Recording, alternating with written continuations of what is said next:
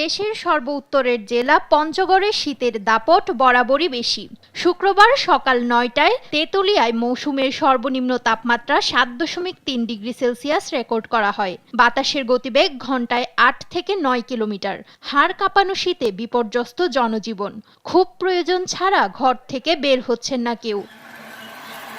গরম কাপড়ে জড়সড় হয়ে কাজে আসলেও যাত্রী পাচ্ছেন না চালকরা। চাঁপাইনবাবগঞ্জে বইছে হিমেল হাওয়া। আগুন জ্বালিয়ে কনকনে ঠান্ডায় উষ্ণতা পেতে জড়ো হতে দেখা গেছে অনেককে।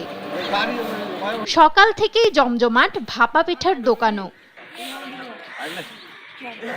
এদিকে জয়পুরহাটেও বেড়েছে শীতের প্রকোপ। তীব্র শীত উপেক্ষা করেও জীবিকার তাগিদে সকাল থেকেই মাঠে কাজ করছেন কৃষকরা। একই চিত্র নওগাঁতে। সূর্য উঠলেও কমেনি ঠান্ডা, কষ্টে পড়েছেন শ্রমজীবীরা। শীত নিবারণে সবাইকে সামর্থ্য অনুযায়ী অসহায় দরিদ্র মানুষের পাশে দাঁড়ানোর আহ্বান সংশ্লিষ্টদের।